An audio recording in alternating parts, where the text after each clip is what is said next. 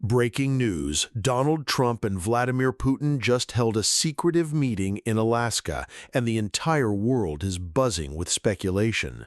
Was this a bold step toward global peace, or a high-stakes payoff that could reshape power forever?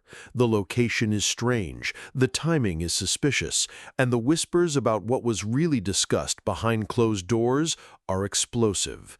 This Alaska summit could go down in history as one of the most dangerous yet most profitable political encounters of the century. Stay tuned, because over the next 20 minutes, we'll unravel what happened, why it matters, and whether this meeting was about peace or payoff.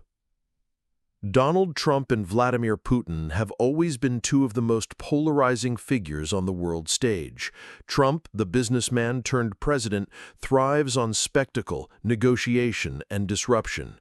Putin, the KGB-trained tactician, operates in the shadows, always several moves ahead of his rivals. When these two men sit down together, it isn't just a meeting, it's a geopolitical earthquake. And this time, the shockwave started in one of the most unexpected places imaginable: Alaska. So why Alaska?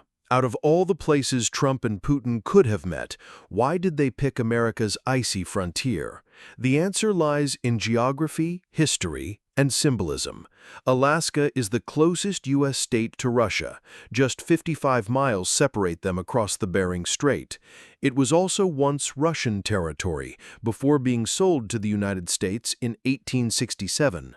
That makes Alaska not just a convenient halfway point, but also a deeply symbolic stage for U.S.-Russia relations. By holding their meeting there, both leaders were making a statement. The Arctic is no longer just frozen wilderness. It's the new front line of global power. The Arctic has become one of the most contested regions on Earth.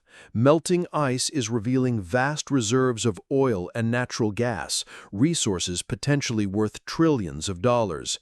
Shipping lanes that were once frozen year-round are now opening, offering new trade routes that could reshape global commerce. Whoever controls the Arctic controls the future. By meeting in Alaska, Trump and Putin weren't just discussing the present, they were negotiating over the future map of the world. Officially, the meeting was about cooperation. The press releases talked about reducing tensions, exploring joint energy projects, and working on cybersecurity agreements. There were even mentions of prisoner swaps and humanitarian cooperation.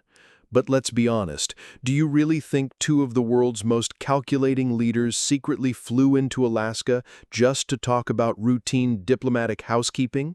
Of course not. The official agenda was the cover story. The real agenda was far more explosive. Sources close to the summit suggest that three hidden topics dominated the discussions. The first was sanctions. For years, Russia has been crippled by U.S. and European sanctions, cutting off its access to global financial markets and squeezing its economy. Putin wanted relief. Trump, the dealmaker, may have seen an opportunity. What if, in exchange for concessions in Ukraine or the Arctic, Trump hinted at a path to easing sanctions? That would be a win for Putin, a win for Trump's business allies, and a move that could tilt global power balances. The second hidden agenda item was Arctic resources. As the ice melts, oil, gas, and rare minerals are becoming accessible. Both Russia and the United States want control. Russia has already planted a titanium flag on the Arctic seabed, symbolically claiming the territory. The United States, meanwhile, has major energy corporations eager to drill. A quiet deal in Alaska could have divided the Arctic spoils between Russian oligarchs and American energy giants, away from public scrutiny. The third hidden topic was the most controversial: elections. With Trump eyeing another White House run, whispers suggest the two men may have discussed the 2024 race. Did Trump ask Putin to hold back from interference this time? Or did he ask for something more subtle, more dangerous?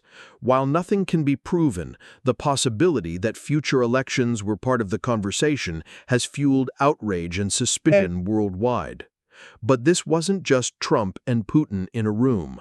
Behind them stood armies of advisors, energy executives, military strategists, and political insiders. On the American side, Trump was backed by energy allies desperate to tap into Arctic oil. On the Russian side, Putin leaned on Gazprom and Rosneft insiders who see the Arctic as their golden ticket to long-term power. Those who observed the body language said Trump looked animated, pitching hard, almost desperate to strike a deal. Putin, in contrast, stayed calm, smirking as though he was in control of the entire game. It was the classic dynamic, Trump the salesman, Putin the chess master. So what came out of this secret Alaska summit? Publicly, almost nothing.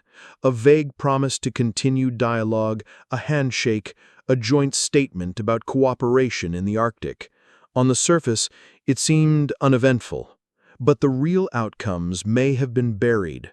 Rumors swirl about secret documents signed in back rooms, involving energy exploration rights and financial agreements.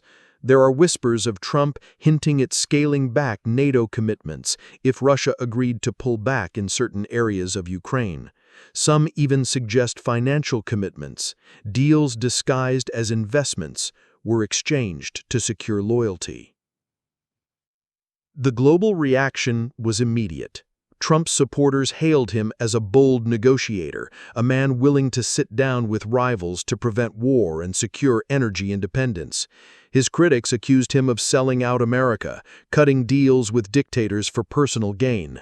NATO allies felt blindsided, wondering whether U.S. commitments to Europe were being quietly traded away. In Washington, the political establishment erupted with outrage, demanding answers. But the truth remained locked behind closed doors in Alaska. Now, the question everyone is asking, was this a peace deal or was it a payoff? On one hand, Trump could argue he was diffusing tensions, opening the door for cooperation and preventing a costly global conflict. On the other hand, if the rumors are true, this wasn't about peace, it was about profit. Energy deals, sanctions relief, and political favors exchanged under the table. The line between diplomacy and corruption has never looked thinner. What makes this story so captivating is that we may never fully know the truth. History is filled with secret deals made in remote places that only revealed their consequences years later. Was Alaska the stage for peace or the stage for betrayal? Did Trump and Putin carve up the Arctic like businessmen dividing territory? Or was there a larger plan in motion, one that we won't understand until the next global crisis hits? One thing is certain, the choice of Alaska was no accident.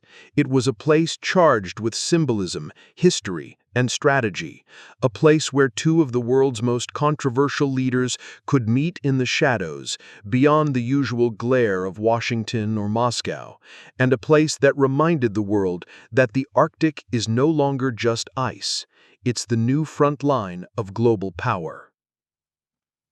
As the dust settles, analysts are left with more questions than answers. What promises were made? What deals were struck?